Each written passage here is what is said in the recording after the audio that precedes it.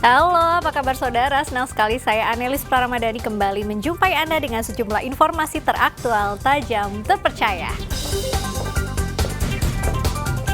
Selama 60 menit ke depan, saya akan menemani Anda dengan sejumlah berita yang sudah disiapkan tim redaksi Liputan 6 SCTV daerah Jawa Timur di antaranya.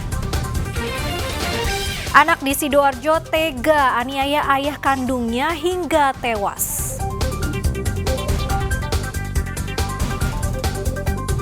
Banjir bandang merendam satu desa di Tuban, akibatnya akses jalan antar kecamatan terputus. Jelang libur Natal dan Tahun Baru, Kebun Binatang Surabaya hadirkan pasangan singa putih yang sedang dimabuk cinta.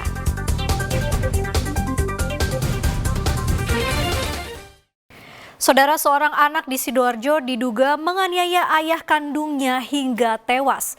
Polisi kini sudah meringkus pelaku yang diduga mengalami depresi atau gangguan kejiwaan. Jenazah Badrun Soleh, 60 tahun, warga desa Klanting Sari, Kecamatan Tarik, Sidoarjo, dibawa ke Rumah Sakit Pusdik Sabara Porong, Senin dini hari. Korban ditemukan warga tewas di kamar tidurnya dengan kondisi luka parah di bagian kepala.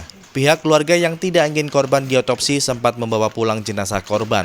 Namun karena ada dugaan pembunuhan, jenazah Badrun kembali dibawa ke Rumah Sakit Pusdik Sabara Porong untuk diotopsi Senin siang.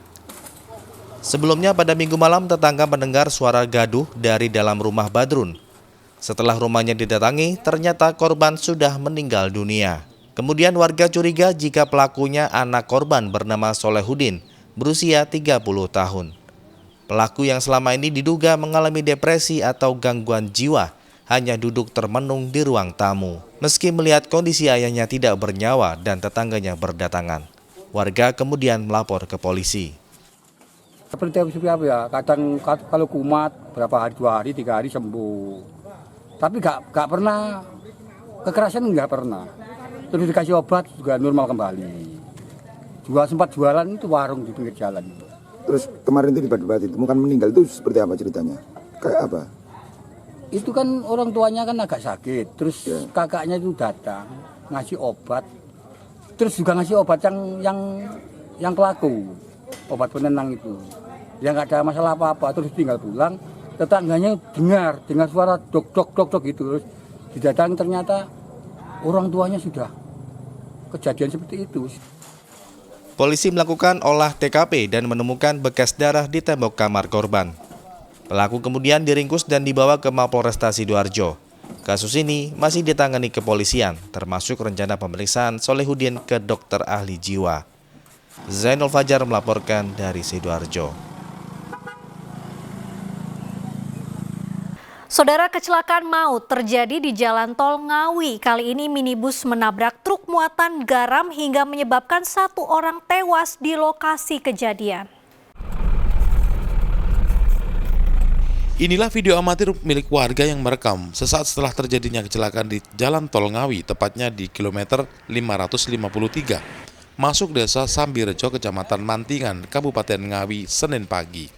Mobil yang ditumpangi 2 orang, yaitu pengemudi dan seorang penumpang, ringsek hingga tak berbentuk setelah menabrak belakang truk bermuatan garam.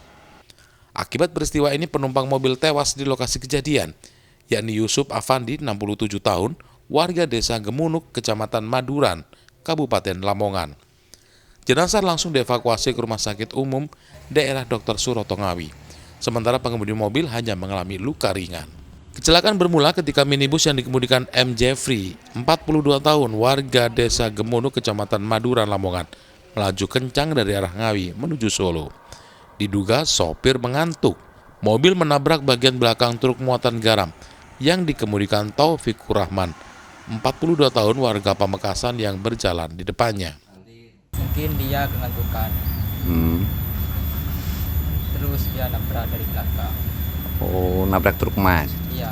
Terus motor saya oleng-oleng, mau sampai nabrak pinggiran itu. Pembatas itu ya? Pembatas, iya.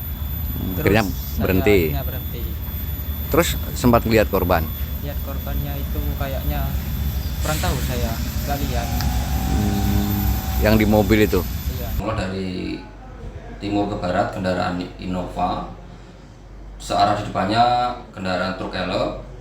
Pada saat di KM 553, kendaraan Innova tidak memperhatikan arus di depannya sehingga terjadi tabrak depan sebelah kiri kendaraan Innova dan belakang sebelah kanan kendaraan truk.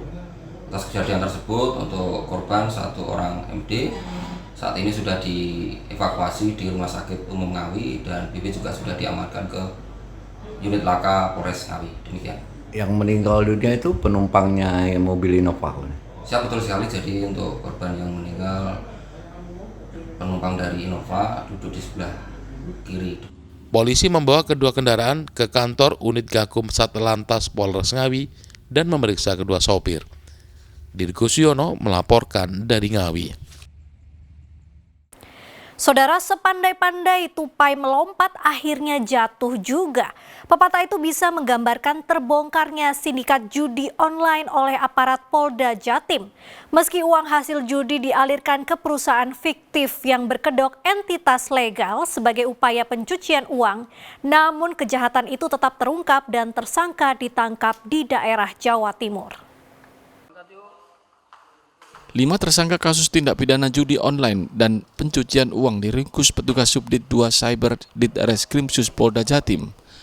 Tersangka mempunyai peran masing-masing, diantaranya mempromosikan judi online melalui media sosial, penyedia rekening, memalsukan surat perusahaan, hingga berperan sebagai direktur operasional keuangan perusahaan fiktif. Modusnya mereka membuat 25 website judi online dan membuat rekening untuk menampung dana hasil perjudian. Meski uang hasil judi dialirkan ke perusahaan fiktif yang berkedok entitas legal sebagai upaya pencucian uang.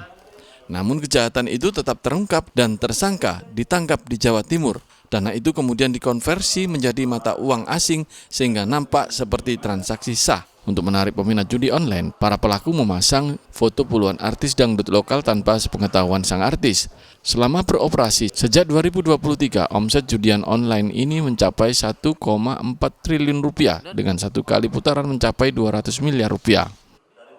Jadi perputaran uang dari rekening website perjudian online ini, baik yang dipromosikan maupun dari hasil penyelidikan kami, itu total 200 miliar.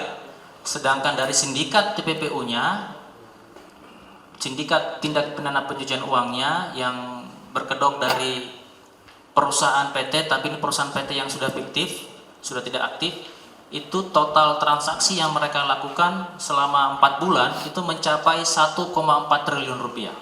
Dari tangan para tersangka, polisi menyita uang senilai 4,9 miliar, 4 perangkat komputer, 49 unit handphone, 375 kartu ATM beserta buku tabungan, 3 akta pendirian PT, 1 pendel slip transfer, dan puluhan foto penyanyi dangdut. Para tersangka dijerat pasal 45 junto pasal 81, 82 Undang-Undang ITE tentang judi online serta pencegahan dan pemberantasan tindak pidana pencucian uang dengan ancaman hukuman 20 tahun penjara. Rahmat Hidayat melaporkan dari Surabaya. Banjir bandang merendam 1 desa di Tuban.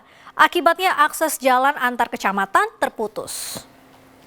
Saudara, informasi selengkapnya sesaat lagi.